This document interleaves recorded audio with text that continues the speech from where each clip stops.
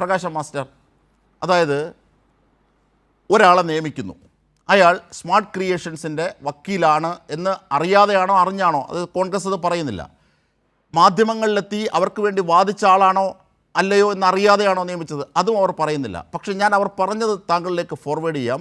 Smart ക്രിയേഷൻസിൻ്റെ പ്രതിഭാഗത്തിന് വേണ്ടി വാദിക്കുന്ന വക്കീലിനെ നിയമിച്ചു, അത് അയ്യപ്പ ഭക്തർക്ക് പ്രശ്നമായി, അപ്പോൾ അത് പിൻവലിച്ചു. ഇതാണ് കെ മുരളീധരനും പറഞ്ഞത്, ഇതാണിപ്പോൾ സണ്ണി ജോസഫും പറഞ്ഞത്, ഇതാണിപ്പോൾ ബേസിലും പറയുന്നത്. ഇതിൽ തൃപ്തമാകാമല്ലോ അല്ലേ? ആകാമോ? ഇതിൽ ഈ സാധാരണ ജനങ്ങളുടെ ഒരു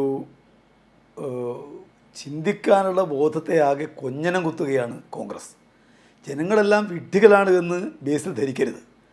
സാമാന്യ ബുദ്ധിക്കും സാമാന്യ ബോധത്തിനും നിരക്കുന്ന കാര്യമാണോ ഈ കഴിഞ്ഞ 3 ആഴ്ചക്കാലമായിട്ട് പല കാര്യങ്ങളിലും UDFൻ്റെ ഗവൺമെൻറ് ചെയ്തുകൊണ്ടിരിക്കുന്നത്? ഇവിടെ നിങ്ങൾക്കറിയാം, കഴിഞ്ഞ തെരഞ്ഞെടുപ്പ് കാലത്ത് ഏറ്റവും വലിയ ഒരു വിഷയമായിട്ട് സ്വർണ്ണക്കൊള്ള ഉന്നയിച്ചതാണ് UDF. കേരളത്തിലെ മുഖ്യധാരാ മാധ്യമങ്ങളുടെ വലിയ പിന്തുണയും പിൻബലവും അതിനുണ്ടായിരുന്നു. ഇവിടെ CPMൻ്റെ ആളുകളാണ് സ്വർണ്ണക്കൊള്ള നടത്തിയതെന്ന് സ്ഥാപിക്കാനാണ്, സത്യവുമായിട്ട് പുലബന്ധമില്ലാത്ത കാര്യങ്ങൾ അന്ന് പ്രചരിപ്പിക്കാൻ അവർ മുന്നോട്ടേക്ക് വന്നത്.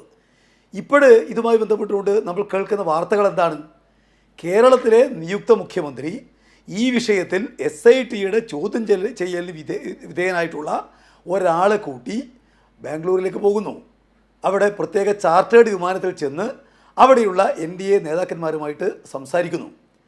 ആ കേസുമായി ബന്ധപ്പെട്ടുകൊണ്ട് നേരത്തെ ഈ സ്മാർട്ട് ക്രിയേഷൻസും അതിൻ്റെ ആളുകൾ എന്നുള്ളവർക്ക് ഗോവർദ്ധനും പങ്കജ് ഭണ്ഡാരിയും ഒക്കെയാണല്ലോ ഈ കേസിലെ മുഖ്യ പ്രതികളായിട്ട് വന്നിട്ടുള്ളത്.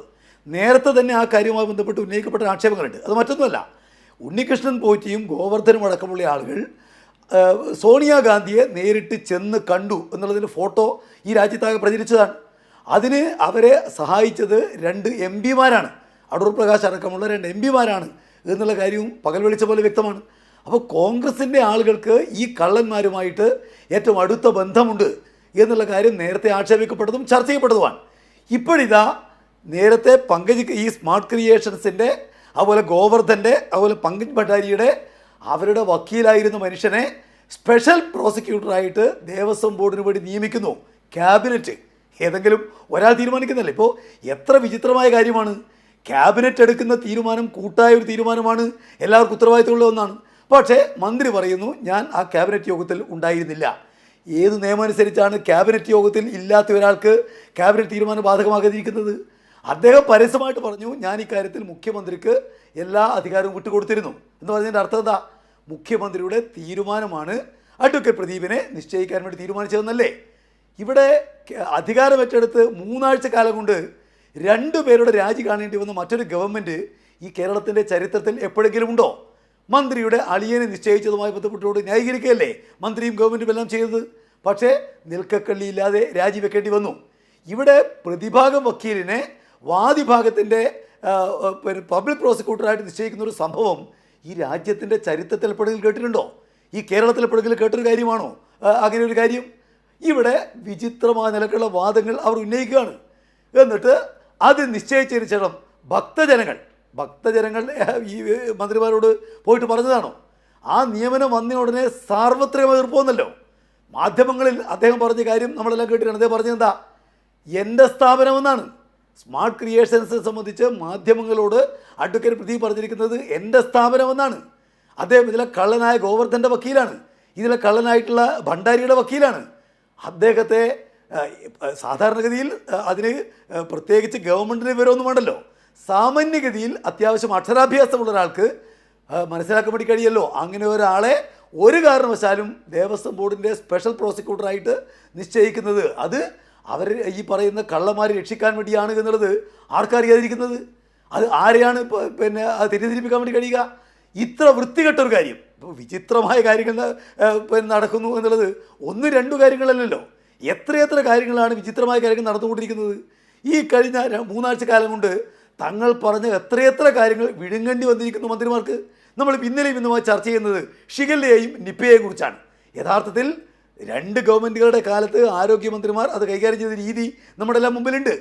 ഇവിടെ ഇപ്പോൾ മരുന്നില്ല, ആവശ്യത്തിന് സംവിധാനമില്ല, മന്ത്രിക്ക് ശ്രദ്ധിക്കാൻ വേണ്ടി കഴിയുന്നില്ല, നമ്മൾ കേൾക്കുകയല്ലേ.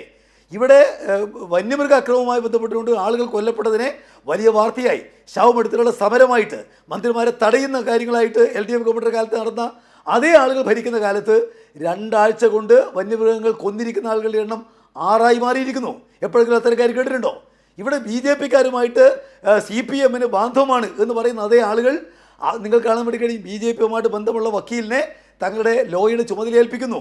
ഇവിടെ VC BJP-യുടെ താല്പര്യത്തിനനുസരിച്ച് VC നിയമനത്തിന് കൂട്ടുനിൽക്കുന്ന ഗവൺമെൻറ് അവിടെ NG യൂണിവേഴ്സിറ്റിയിലെ അവിടെയുള്ള ഈ പറയുന്ന BJP-ക്കാരെ നിയമിക്കാൻ സഹായം ചെയ്തു കൊടുക്കുന്നു കേന്ദ്ര ഗവൺമെൻറ്. ഇവിടെ കോൺഗ്രസ് നേതാക്കന്മാർ തന്നെ ആക്ഷേപിക്കുന്ന പോലെ രാജ്യത്തിൻ്റെ ചരിത്രത്തിൽ ഒരു കോൺഗ്രസ് മുഖ്യമന്ത്രിയും നേരിട്ട് ചെന്ന് കണ്ടിട്ടില്ലാത്ത രൂപത്തിൽ അമിത്ഷായെ വ്യക്തിപരമായിട്ട് കേരള മുഖ്യമന്ത്രി പോയി കാണുന്നു. ഇതെല്ലാം നടക്കുന്നത് ഈ കേരളത്തിലാണ്. അപ്പോൾ എന്താണോ 3 ആഴ്ച കാലം മുമ്പ് തങ്ങൾ പറഞ്ഞത് ആ പറഞ്ഞ കാര്യങ്ങൾക്ക് ഘടകവിരുദ്ധമായ കാര്യങ്ങൾ നടക്കുന്നു. ഇത് തെളിയിക്കുന്നത് എന്താ? ഈ തെളിയിക്കുന്നത് ഇപ്പോൾ ഈ സംഭവവുമായി ബന്ധപ്പെട്ടുകൊണ്ട് യഥാർത്ഥത്തിൽ കോൺഗ്രസ് ഇപ്പോൾ അറസ്റ്റ് ചെയ്യപ്പെട്ടിരിക്കുന്ന ആളുകൾ ധാരാളം ആരാണ്? കോൺഗ്രസിലെ ആളുകളാണല്ലോ. ഇവിടെ ഇപ്പോൾ പറഞ്ഞു, ബേസിൽ പറഞ്ഞു ഞങ്ങളുടെ പാർട്ടി നേതാവായിട്ടുള്ള പത്മകുമാറിനെ സംബന്ധിച്ച്. പത്മകുമാറിന് ഈ കള്ളവുമായി ബന്ധപ്പെട്ട് എന്തെങ്കിലും ഒരു ബന്ധമുണ്ട് എന്ന് ആരെങ്കിലും SIT പറഞ്ഞു ഇതുവരെ? അല്ലെങ്കിൽ FIR-നകത്ത് അത്തരം കാര്യമുണ്ടോ? ഞാൻ അദ്ദേഹം ചെയ്തതിനെ ന്യായീകരിക്കുന്നില്ല. പക്ഷേ കള്ളനാണ് അദ്ദേഹം എന്നുള്ള കാര്യം ഇതുവരെ SIT പറഞ്ഞിട്ടില്ല, FIR വന്നിട്ടില്ല. എന്നാൽ ഭണ്ഡാരി കള്ളനാണ് എന്നുള്ള കാര്യം SIR വന്നിട്ടുണ്ട്, അവരുടെ അന്വേഷണത്തിൽ വന്നിട്ടുണ്ട്. ഗോവർദ്ധൻ കള്ളനാണെന്നുള്ള കാര്യം അന്വേഷണത്തിൽ വന്നിട്ടുണ്ട്. ആ ഗോവർദ്ധനും അതുപോലെ ഭണ്ഡാരിയും അതുപോലെ ഉണ്ണികൃഷ്ണൻ പോറ്റിയും അവരാണ് സോണിയാഗാന്ധിയെ കണ്ടത്. സോണിയാഗാന്ധിയെ കാണാൻ സഹായം ചെയ്തത് കോൺഗ്രസിൻ്റെ 2 MP-മാരാണ്. അതുപോലെ അവരുടെ ചോദ്യം ചെയ്യപ്പെട്ട ആളുടെ കൂട്ടത്തിലാണ് മുഖ്യമന്ത്രി ബാംഗ്ലൂരിലേക്ക് പോയത്. ഇപ്പോഴിതാ കള്ളന്മാരുടെ വക്കീലിനെ ഗവൺമെൻറ് വക്കീലായി നിശ്ചയിക്കുന്നു. അപ്പോൾ പകൽ വെളിച്ചം പോലെ വ്യക്തമായിട്ടുള്ളൊരു കാര്യം കള്ളൻ കപ്പലിൽ തന്നെ എന്നുള്ളതാണ്. രക്ഷിക്കാൻ ആവശ്യമായ നിലപാടുകൾ ഈ ഗവൺമെൻറ് സ്വീകരിക്കുന്നു എന്നുള്ളതാണ്. അത് എന്ത് ന്യായം പറഞ്ഞാലാണ് അതിനെ ന്യായീകരിക്കാൻ? എന്തെങ്കിലും ഇപ്പോൾ ഈ ചർച്ചയിൽ ബേസിൽ പറയുന്ന കാര്യം എന്തെല്ലാം ആണല്ലോ. ബേസിൽ പറയുന്നത് അരി എത്രയെന്ന് ചോദിക്കുമ്പോൾ പയറഞ്ഞാഴി എന്നല്ലേ. ഈ വിഷയത്തിനകത്ത് എന്തു കാര്യം പറഞ്ഞ് കോൺഗ്രസ്സുകാരെ ബോധ്യപ്പെടുത്താൻ കഴിയും? ഞങ്ങളെ ബോധ്യപ്പെടുത്തണ്ട, കോൺഗ്രസിൻ്റെ അണികളെ ബോധ്യപ്പെടുത്താൻ കഴിയുന്ന എന്തെങ്കിലും ഒരു ന്യായം ബേസിൽ പറയാനുണ്ടെങ്കിൽ അത് പറയട്ടെ. അല്ലാതെ നിങ്ങളിങ്ങനെയല്ലേ ഞങ്ങളെപ്പറ്റി നിങ്ങൾ കുറേ ആക്ഷേപങ്ങൾ ഉന്നയിച്ച് കുറേ പേരെ ബോധ്യപ്പെടുത്താൻ കഴിഞ്ഞു, ഞങ്ങളുടെ ഗവൺമെൻറ് മാറി. നിങ്ങളിപ്പോൾ പറയേണ്ടത് നിങ്ങളുടെ ഗവൺമെൻറ് ചെയ്യുന്ന കാര്യങ്ങളെ സംബന്ധിച്ചല്ലേ. ഞാൻ ബേസിനോട് പറയുന്നത് കോൺഗ്രസ്സുകാരെ ബോധ്യപ്പെടുത്താൻ പറ്റാവുന്ന എന്തെങ്കിലും ന്യായം ഈ വിഷയത്തിലുണ്ടെങ്കിൽ അത് പറയട്ടെ ബേസിൽ. അതാണ് അദ്ദേഹം ചെയ്യേണ്ടത്. അല്ലാതെ ഗവൺമെൻറ് കുറ്റപ്പെടുത്തുകയല്ല. നാണം കെട്ട ഒരു നിലപാടാണ് ഈ വിഷയത്തിൽ സ്വീകരിക്കുന്നത് എന്നുള്ളത് മറച്ചു വെക്കാൻ കഴിയില്ല.